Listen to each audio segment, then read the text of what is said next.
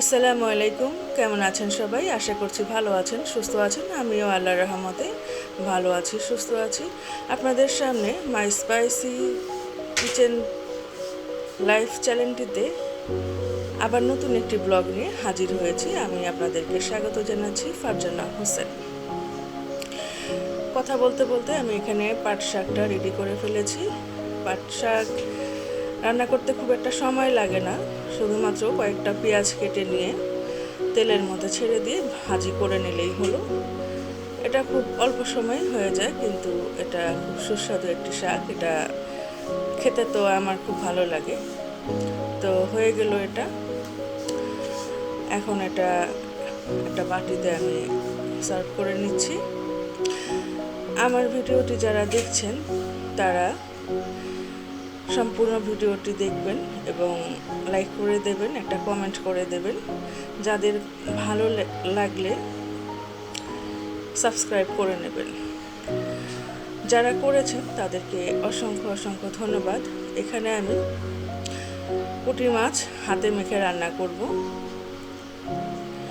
সেজন্য এখানে হলুদ মরিচের গুঁড়া, লবণ, তেল, পেঁয়াজ, কাঁচামরিচ দিয়ে মাছগুলো খুব ভালোভাবে মাখিয়ে নিচ্ছি। দয়া করে আমার ভিডিওটি কেউ স্কিপ করে দেখবেন না। এই ভিডিওটি এমনিতেই খুব ছোট, তার মধ্যে আবার যদি কেউ স্কিপ করে দেখেন তাহলে ভিড় 12টা বেজে যাবে।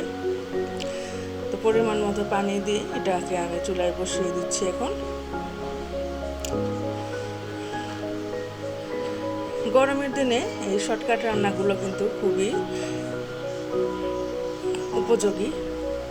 তো ওটা আমি ওই পাশে চুলায় বসিয়ে দিয়ে এই চুলাটায় আরেকটা রান্না আমি কমপ্লিট করে নেব। এখানে আমি করব মাগুর মাছের ঝোল রান্না।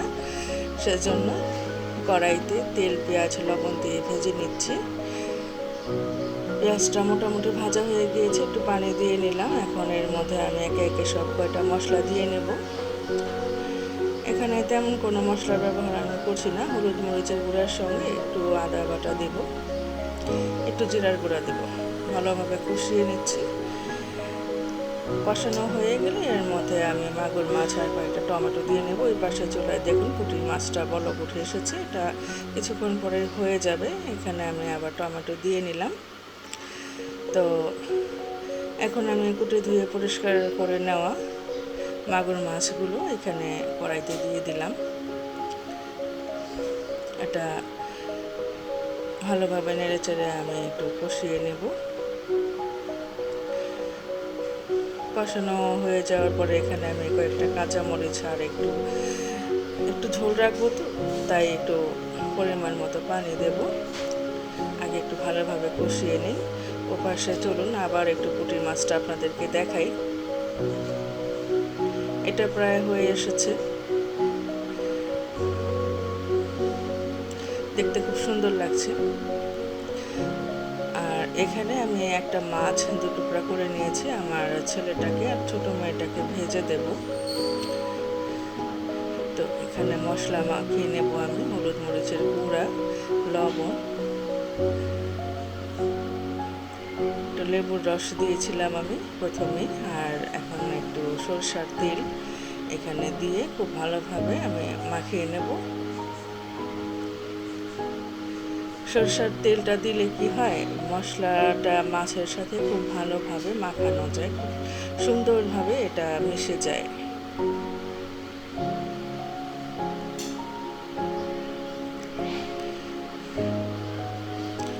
আমার মাখানো হয়ে গিয়েছে।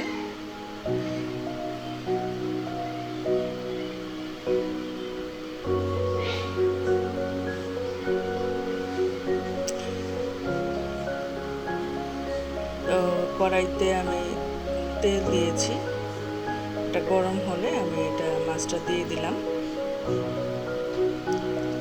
আমার খুব অল্প আছে, মাছটা আস্তে আস্তে ভাজতেছি। আর ওপাশে চুলায় আমি মাগুর মাছটা রেখেছি। এটা এক পাট কিছুটা ভাজা হয়ে যাওয়ার পরে আমি উল্টে নিলাম।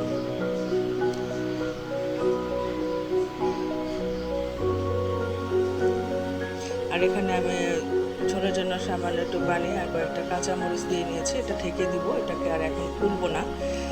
এটা আঁচ কমে হতে থাকবে। আর এখানে পুঁটি মাছটা আমার রেডি আছে, দেখুন কত সুন্দর লাগছে।